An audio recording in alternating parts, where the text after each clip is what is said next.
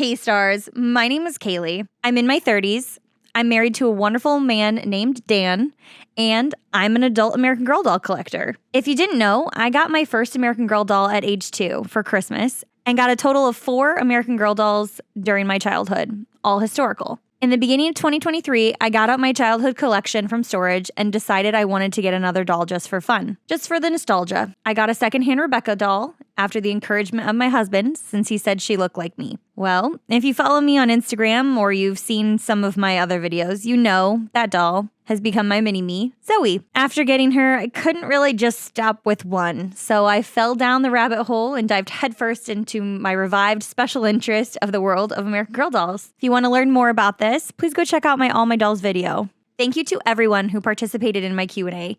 I'm really grateful for the questions. Before we dive into the questions, you can find me over on my Instagram by the same name, agstar91, or comment on my videos here on this channel. Please make sure to subscribe. Let's get to another milestone goal.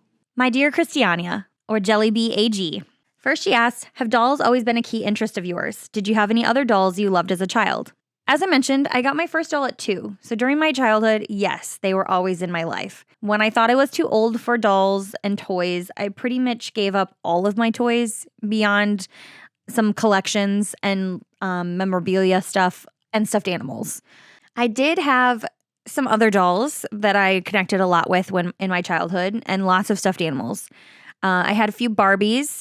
I really liked the Kellys, Barbie's little sister. So mostly in the 90s, I was really into Kelly and all of her things because they were very small and really portable. And I just thought that they were cuter. And I liked their outfits and stuff more because it was closer to things that I was wearing at that time rather than Barbie, who was an adult. I also had strawberry shortcake dolls. My mom collected them in the 80s and I inherited her collection. And then I got a few of my own as well. Another toy doll type thing that I was very much into are the original version of Polly Pockets from the 90s. I had so many of them. I also had a ton of Littlest Pet Shops from that time period as well. And sadly, my parents made me get rid of most of those collections in a garage sale. And I'm really mad because if we would have kept them, one, I would have wanted to keep them now. I'm all about the nostalgia, but also they would have fetched a pretty penny in today's time. I do have a small tub of Polly Pockets and Littlest Pet Shops that I collected from back then that my parents said I could keep. They told me I could keep whatever would fit in one container. I do have a few of my favorites that I held on to, but there's so many that I remember and wished I still had, and trying to replace them is astronomically, ridiculously expensive. Another toy doll type thing that I super loved as a kid, and this my parents didn't make me get rid of. This I have all of mine from, but are Playmobiles. These are some of my toys that I absolutely still love. They are so nostalgic for me. She also asked, what aside from ducks and AGs do you collect? Well, I went over some of the things that I used to collect back in the day, but if you didn't know, I love ducks and collect them, especially Disney ducks. As far as other collections now, I have a lot of crafting supplies, but I wouldn't necessarily call that a collection. I have a lot of random things I like, but don't necessarily collect them as I just get what I like for the theme. This is often mostly Disney things, some Harry Potter, some Marvel, some Star Wars, and a lot of just millennial nostalgia stuff. I have a small collection of Funko Pops. I have quite a bit of stuffed animals, but I don't necessarily go out of my way to collect either of those things unless it's something I really like. What I do collect though, and this is something I collect with my husband. We both used to work at Disney. That's where we met, but we collect Disney pins. We have several bulletin boards that we have organized our Disney pins on, and we each collect a few different themes on our own, and we collect several themes together. For example, my favorites are Small World, Beauty and the Beast, Pinocchio, and Disney Cruise. Does your taste in doll clothing reflect what you like to wear? Not really. I like to put the dolls in more things than what I like to wear. As an adult, I am much more into comfort than fashion. I wear a lot of graphic t-shirts or pajamas. So I did want to make sure that that my dolls had some graphic t-shirts too, especially ones that I designed because I have a lot of t-shirts that I have made myself. So my dolls definitely have more fashion than I do. They definitely have much more variety than I have, that's for sure. When you worked for Disney, what was your job exactly? Well, I started at Disney by doing the Disney College program. Fresh out of college, I applied because I didn't really know what to do and I wanted to get out of my town for a lot of personal reasons. I decided to apply and was accepted pretty quickly. Before I knew it, I was going to live in Florida and work at Disney. I started out doing my program working in merchandise in Future World North at Epcot, which is the shops that are directly underneath the ball, which is the ride Spaceship Earth. There's 2 shops right there. There's like a little stand that rents strollers. And then there is a shop outside of the park entrance that is for package pickup. Don't know how much these things have changed in the last several years because I haven't been back. And then I worked as a PhotoPass photographer in Epcot. A little bit after, I moved to Magic Kingdom as a PhotoPass photographer as well. After a few months, I was really starting to get very discouraged. People are very rude. When they come on their Disney vacations, they seem to forget their heads and forget that we are people. And that just was kind of breaking me down. And I couldn't really take it anymore. I needed to find something else. And then an opportunity arose where I could still be part of the PhotoPass department, but I wouldn't be in the parks interacting with people anymore. That was doing quality assurance for the PhotoPass department. So we did a lot of the behind the scenes stuff for both Walt Disney World and Disneyland parks. That was where I stayed until I was laid off, with the thousands that were laid off during the pandemic at the end of 2020. Devil Claus asks, what is your big 3? Now, I had to ask Nadia about this because I am not super familiar with astrology stuff. I knew I was a Taurus, but I didn't understand the rest of it or any of what your signs can mean. So I looked it up, and my sun sign is Taurus, moon sign is Aquarius, and I'm a Gemini rising. I think I said that right. I read a brief synopsis of what each of these factors mean, and some of it was perfect and some not so much. I'll share what made sense. Taurus signs have a sense of appreciation for beautiful and pleasant things in life and are quite introverted. Aquarius moon sign often have a complicated relationship with their emotions. Yes. Gemini rising sign is associated with a curiosity and interest in how things work. What are your collecting goals for 2024? I want to get to the point of having all the face molds in my collection. I also want to try to customize a doll even more than I have before, starting with a new wig. Some other goals I have are to actually decorate my dollhouse and find a few of my other wanted outfits and items. I want to make a whole video on this soon, but that's the general basis. I really liked this question that she asked. If you can have any complete year of outfits, AGOT, just like you, truly me, what year would it be? This was a really good question, and I had a hard time trying to decide. I initially narrowed it down to 4 years. I have a few items from each one that I want and that I already have. Of the years that are around when I was collecting, 1998 is the year that has the most items in it, still on my wish list for overall from like 1 year. But ultimately, I decided on 2019. I have broken down my wish list by year already, and this year is the year that there are the most number of things on it that came out in this year. I'd love to own most of the things from this year, honestly. I am so sad I missed out on the 2 mix and match collections from that year. I adore France, and I've actually been twice. So the fact that I missed this collection and how much it goes for now is quite upsetting. My dear Evelyn, at AG Evelyn Rose, what is your favorite part about having an AG Tube channel? I love creating content and producing things that I want to see. The creative aspect of making the videos is also really fun, but a good example of this was that I really wanted to see a video of a bunch of facts about American Girl broken down in a video. Rather than having to read it, I wanted to hear it or see it. And so that is one of my favorite videos that I've made, my 91 facts about American Girl. When I was getting back into collecting and I was trying to info dump on my husband about my interest, I wanted something to exist that I could share with him or other people, that they would know a little bit about the company and about the history of it and everything. So I made the video that I wanted to see. What about doll collecting brings you the most joy? I'd have to say it's because it's healing my inner child. Even though I had a wonderful childhood, there are still some things that need to be healed. It's helping me to connect with my inner child. I have struggled with a lot in my adult and my teenage life, and it's helping to connect to simpler times and make me feel more like me. I love seeing their adorable little faces, and collecting just in general brings me a lot of joy. I like the aspect of naming the dolls and seeing my collection grow from the 4 original historical classic molds I started with. What did you use for Zoe's freckles? I started out by speaking with one of my best friends friends. They call me obsessed. He is a doll collector and customizer, but he doesn't do anything with American Girl. But I did ask him for some tips, and I kind of did some trial and error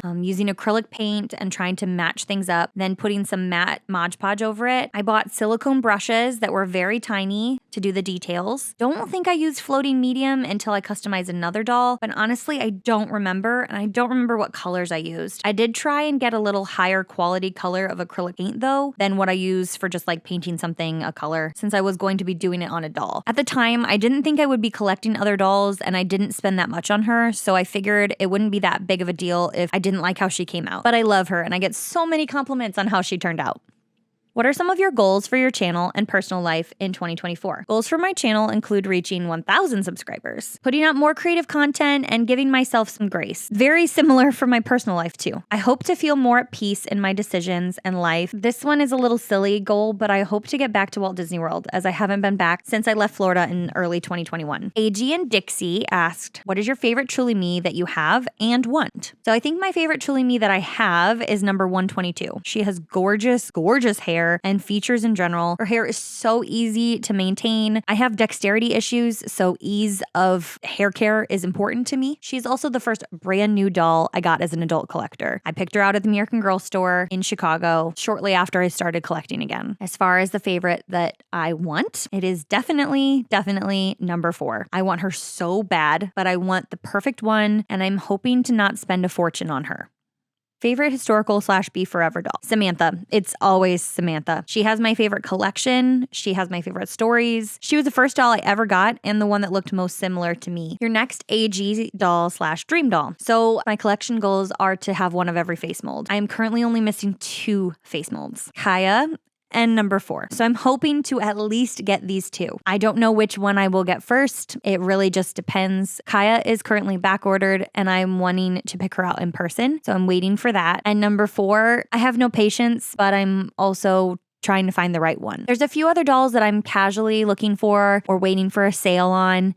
Emma at AG Dollies Forever asked, what is your dream CYO? My dream CYO of what is currently available in the generator would have to be a doll with a red bob, probably a classic mold, and maybe blue or green eyes and freckles. Maybe both, one blue and one green eye. I don't know. I hope they add more CYO options this year, because that seems kind of a little too basic, I guess, for me to spend the money on a CYO. What I really want is for there to be more boy or the like modified face mold in the CYO generator. AG Doll Collector 24 asked, have you made a mini me of your husband? I have not, but I would love to. Of the dolls that currently exist that have already been made, I would love to find my husband in number 76. I think of the existing boy dolls, that's the one that looks most like him. My husband has more tanned skin. He has darker hair, although he's going a little salt and pepper, but he does have dark natural hair. Also very much like me, brown hazel eyes. He has freckles too, so I would probably give the freckles to the doll to have like swooped hair,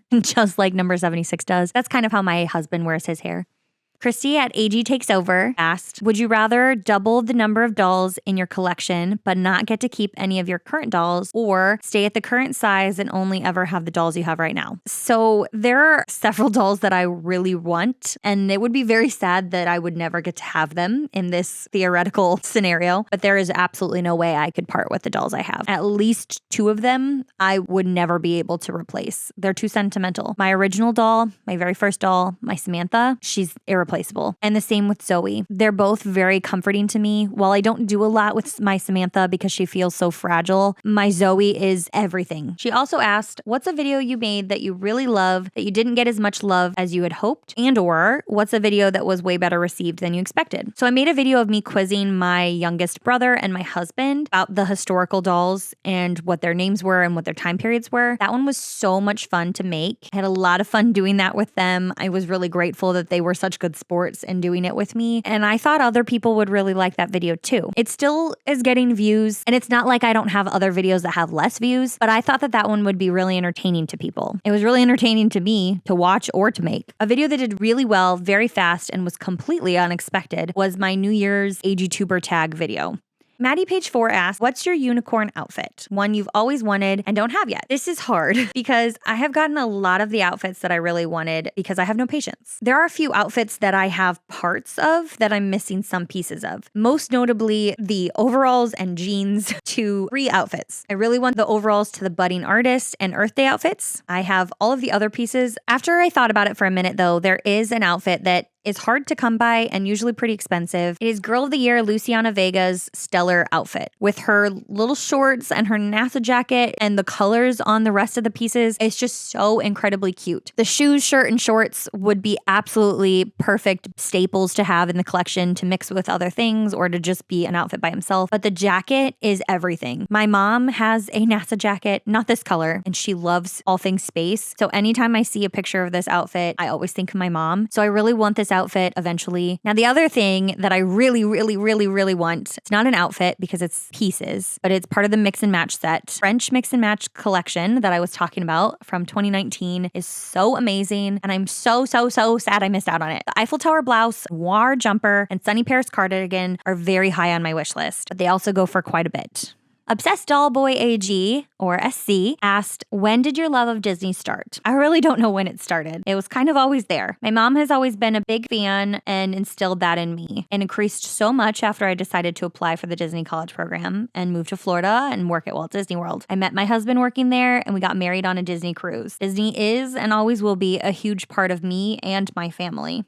What historical or Girl of the Year inspires you the most? Since I don't know a whole lot about the stories of the Girl of the Years, since they originally first came out towards the end of my collecting, I don't really read a lot of books anymore. I don't think I could pick a Girl of the Year. I have seen Chrissa's movie and Corinne's movies, and I like their story, but I think I'd have to answer this with a historical. Maybe a basic answer, but Samantha. Samantha is who I always pick. If you haven't gotten that sense by now, she's my favorite. She's feisty and strong and everything I wish I could be. She stands up for others and is her own person. Her books are some of my favorite stories, and I loved her movie. Samantha is my favorite historical. What advice would you give to anyone who is afraid to take their dolls in public? I have quite a bit of advice for this question. However, I am not great at taking my own advice, so hopefully someone else is good at taking this advice. The best bit of advice, honestly, is to not care what anyone else thinks. But I know how hard that is firsthand, and I know that it is easier said than done. Realistically, it is helpful for me to have someone with me. My husband is a great supporter and comes with me on my outings involving my dolls. He comes with me when we go to the American Girl store. He comes with me if we go take photos somewhere. He goes with me to look at the toy aisles in the stores or even looks at the stuff for me if I'm not there. He's a great support. I also try and have statements prepared. If you've watched Christy at AG Takes Over's video about how to respond to critics and bullying and stuff, that video is amazing and I encourage you to watch it. I've watched it like 3 times. Please go watch it. It is great. But I utilized some of the aspects of that. I prepare some statements for myself. I also talked about this in my cruise video that I put out recently, but having prepared statements on what you think you might say to somebody and a general statement that you could modify if needed is helpful. Even if you don't ever have to use it, it's nice to have it in your arsenal, prepared, rehearsed, ready to go. When I'm out in public with my doll, I like to also prepare an escape route and have a bag that I can quickly and safely tuck my doll away in if I get too overwhelmed. I'm working up more ways to be more confident and less worried about what others think or say, but I still have a long way to go. Next question, I had 2 people ask the same question. So Obsessed Doll Boy AG and Gryffindor Dolls both asked, what's my dream Girl of the Year? This is a great question, and I want to unpack this more in a full video. But basically, I want a neurodivergent girl who loves collecting and crafting and is so much like me, but doesn't have a huge, expensive, or overly active hobby, because that's not me. Although an expensive hobby, collecting American Girl dolls or spending a ton of money on craft supplies, I mean, those are expensive. But I'm talking